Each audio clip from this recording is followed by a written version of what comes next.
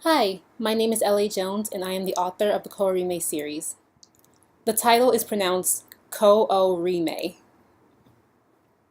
Kooriime is about these overly beautiful people who call themselves elves, and they live on this island paradise. And they're living in this peaceful, beautiful land until the scientists show up from all over the world and they start kidnapping them to study at their laboratories.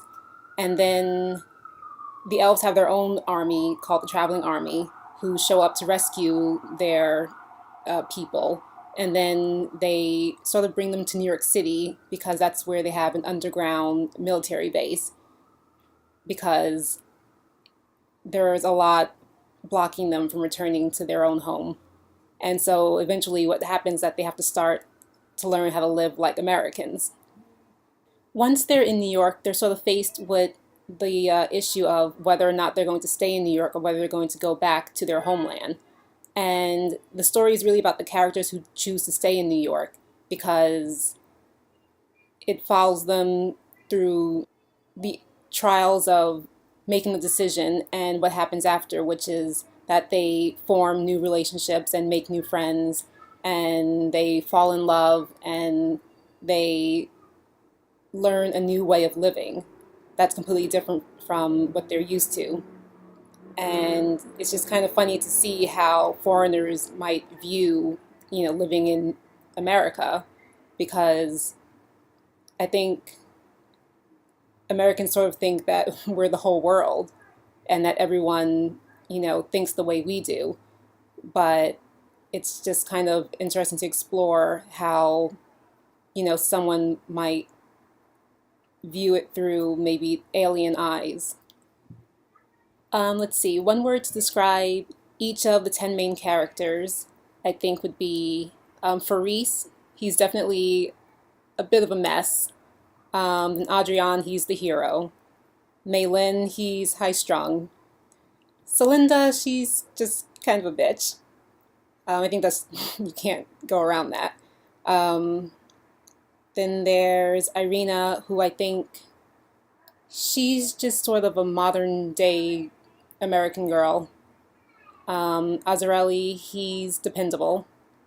Um, Dion is stoic. Broccoli is loyal. Fierro, I think the best word for him is a friend. And then there's Satan, who's laid back. So, why is a black girl writing a story about predominantly white characters? Well, because I'm not a racist. I mean, I don't have a problem with any ethnicity, but this particular story just happens to be about pale people.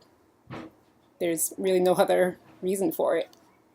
The inspiration behind Kooriime is the idea of what if these, ethereal beings just lived among all of us and walked amongst us. Maybe they're sort of androgynous and, they have insanely long hair and they, have crazy colored eyes, like they can have purple eyes or pink eyes, and they just are walking around New York City.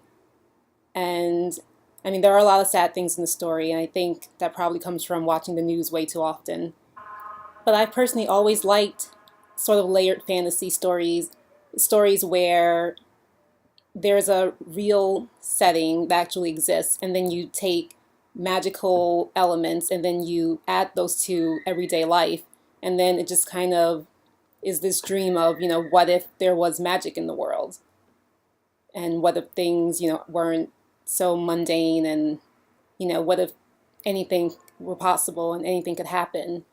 And, stories like Twilight and, Harry Potter kind of have those things because, Harry was just, an English boy who lived in Surrey, England, and then suddenly he gets a letter saying that he gets to go to a magical wizarding school that exists that he never knew about.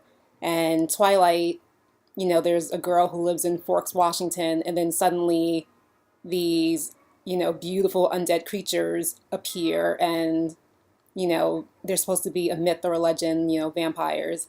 But it's, what if magical things happen every day and that it was actually happening to you? Most of all, Kooriime is a love story.